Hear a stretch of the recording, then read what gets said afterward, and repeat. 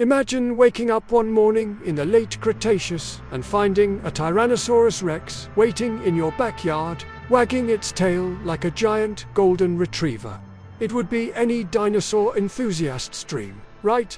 Wrong. It would be a complete disaster. Because domesticating animals isn't about choosing the coolest or most impressive ones.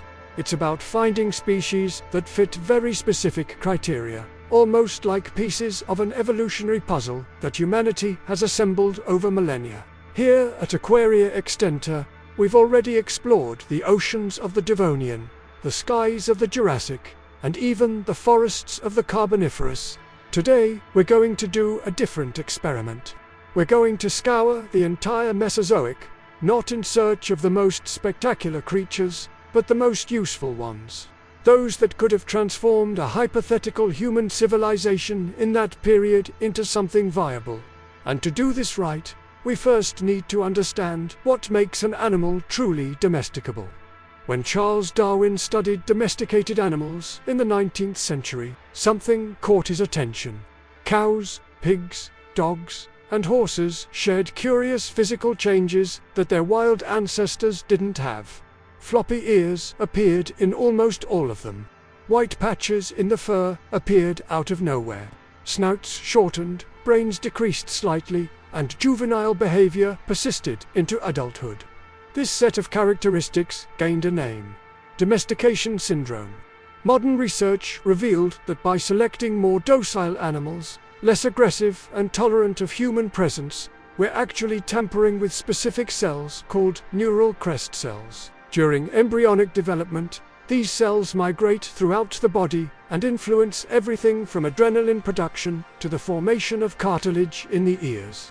A tame animal has fewer active neural crest cells, which explains why docility comes accompanied by floppy ears, white patches, and changes in skull shape. It's biology, not magic. In our alternative Mesozoic scenario, the same principles would apply. So, let's get to the candidates, starting with the foundation of any agricultural civilization: food. Every society that stopped being nomadic needed a reliable source of animal protein.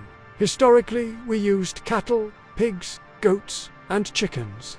But dinosaurs had a huge advantage over mammals. They laid eggs, many eggs, and they cared for their young with impressive dedication, which would facilitate our intervention in breeding.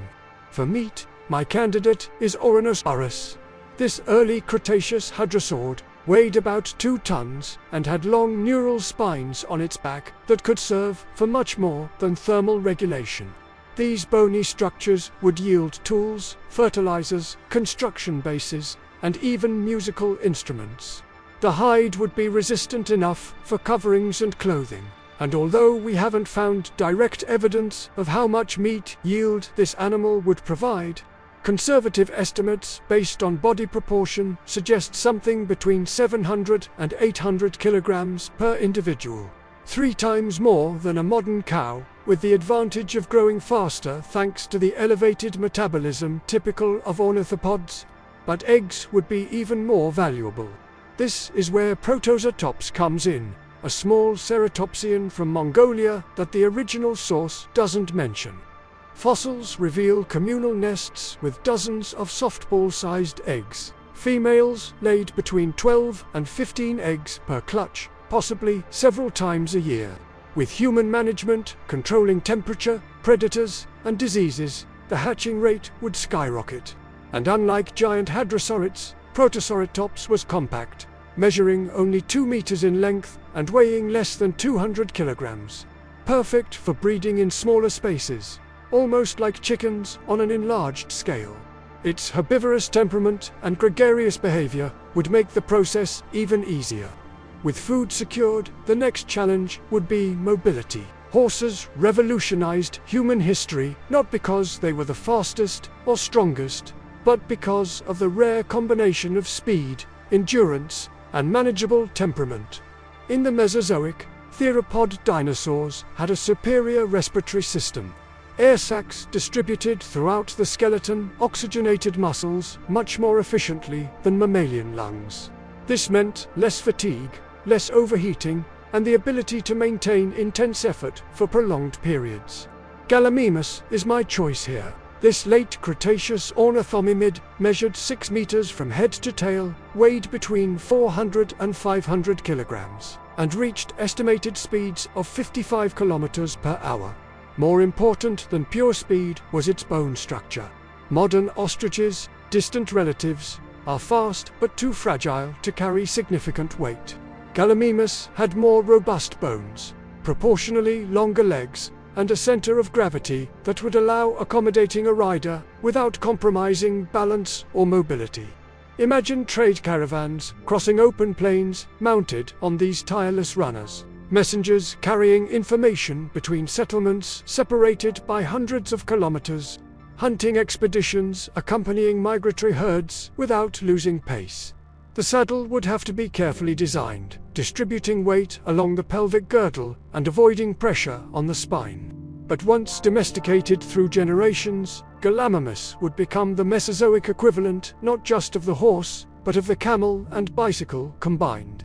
Herds of Oranoceros and nests of Protoceratops would need constant protection. Mesozoic predators weren't like modern wolves or bears. They were much larger, much more dangerous, and much more persistent. The solution wouldn't be to fight fire with fire using aggressive carnivores, but rather to employ a guardian that offered something more valuable than brute force: communication. Lambeosaurus had a spectacular hollow crest functioning as a natural resonance chamber, capable of producing deep and powerful sounds that traveled for kilometers. This 10-meter hadrosaurid would be the perfect living alarm. In family groups or living close to the herds it would protect, Lambeosaurus would detect suspicious movement long before humans or other animals perceived it. A long, low call would warn about distant predators. Short, repeated calls would indicate immediate threat. Specific vocalizations could even direct the herd to safe areas, as shepherds do with trained dogs. Over generations of coexistence, humans would learn to interpret nuances in the calls. A sharp tone could mean an approaching storm. A specific, rhythmic pattern would warn about human intruders versus natural predators. And since Lambeosaurus was herbivorous, there would be no risk of accidental predation on the very herd it should protect. Sound tools manufactured by humans, mimicking its vocalizations, would function as remote control, allowing management at a distance without unnecessary exposure. Of course, maintaining a 10-ton animal would require enormous resources. But the return in security, herd organization, and long-distance communication would more than compensate for the investment. That iconic image of a Lambeosaurus raising its crest at dusk, guiding Oranosaurus back to camp while the sun sets on the Mesozoic horizon, wouldn't just be beautiful. It would be the difference between surviving and thriving.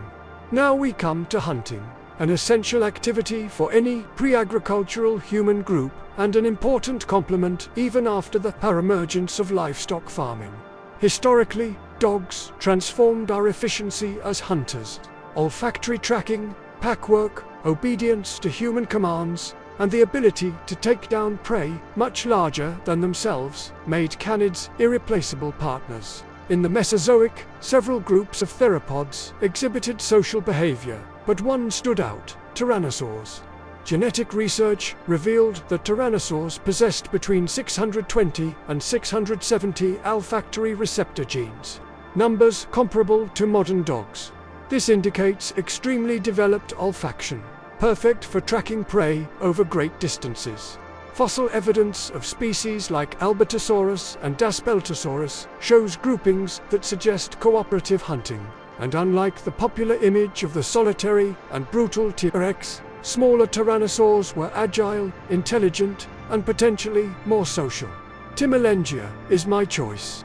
This middle Cretaceous tyrannosauroid measured between 3 and 4 meters in length, and weighed perhaps 200 kilograms when adult CT scans of the skull revealed elongated auditory canals tuned for low-frequency sounds, useful for detecting prey movement at a distance. Its brain was proportionally larger than that of contemporary theropods, suggesting greater cognitive capacity and possibly better response to training. There's an interesting scientific debate here that the original source doesn't address. Some researchers propose that fossils attributed to the genus Nanotyrannus are actually juveniles of Tyrannosaurus rex, while others defend that Nanotyrannus was a valid and smaller species. If Nanotyrannus is confirmed as its own species, it would be an even better candidate than Timalengia, due to its compact size and facial characteristics that indicate social behavior. But, regardless of the outcome of this debate, the principle remains. Small tyrannosaurs combined acute senses, relative intelligence, and adequate body structure for domestication. Raised from the egg and gradually exposed to human presence, these predators would develop tolerance similar to what dogs exhibit. Over generations, artificial selection would favor individuals less aggressive with humans, more obedient to vocal commands, and more efficient in coordinating attacks. Mixed packs of humans and small tyrannosaurs could take down prey that neither could alone. An adult Edmontosaurus would be an impossible target for a group of humans armed only with spears. But 3 or 4 coordinated Timalengia, directed by human hunters who knew the terrain and escape routes, would transform impossible hunting into viable routine. Finally, we come to pest control. It may seem less glamorous than hunting or riding, but any agricultural society knows that rodents, insects, and small parasites can destroy entire crops in a matter of weeks. Domestic cats arose precisely to solve this problem when humans began storing grain. In the Mesozoic, small mammals already existed and reproduced rapidly. Storing Protoceratops eggs or dried Oranosaurus meat would attract swarms of them. Microraptor would be our prehistoric feline. This small, early Cretaceous Dromaeosaurid was only 60 centimeters long and weighed less than 1 kilogram. 4 wings with feathers allowed gliding flight between trees and elevated structures. Sharp curved claws on the hind feet were perfect for capturing and killing rodents. And its arboreal lifestyle meant it would patrol 3-dimensional spaces, hunting both on the ground and on wooden beams, roofs, and shelves where common cats wouldn't reach. With accelerated metabolism typical of small feathered animals, Microraptor would need to hunt constantly to survive. In exchange for safe shelter from larger predators and occasional supplementary feeding, it would keep barns, warehouses, and dwellings completely free of pests. Domesticated lineages could even be selected for specific characteristics, some quieter for indoor environments, others larger and more aggressive for patrolling outdoor crops. The image of small feathered dinosaurs silently leaping between food shelves, hunting insects and rats with lethal precision while humans sleep peacefully, would be strange and familiar at the same time. Like having a cat that flies. These are my choices for Mesozoic domestication. They're not the most spectacular, they're not the most deadly, and they definitely don't include the T-Rex that opens this video. But they're functional, viable, and based on real scientific principles that governed 10,000 years of coexistence between humans and animals. Protoceratops replaces chickens, Oranosaurus replaces cattle, Gallimimus replaces horses, Lambosaurus replaces shepherd dogs, Timalengia replaces hunting dogs, and Microraptor replaces cats. Of course, this is all pure speculation, an exercise in scientific imagination. But that's precisely why it's worth thinking about, because it forces us to understand that domestication isn't domination by force. It's partnership shaped by selection over hundreds of generations. It's recognizing that the most useful animals are rarely the most impressive. And it reminds us that the most powerful biological technology we ever developed wasn't modern genetics or cloning, but rather the patience to observe, select, and coexist. If you've made it this far, I'm sure you have your own ideas about which Mesozoic creatures would work best in these roles or in others I haven't addressed. Leave them in the comments. Share the video with anyone who would enjoy this discussion. And subscribe to the channel. Because, at Aquaria Extinta, the next expedition into the deep past is always on the way. Until the next video.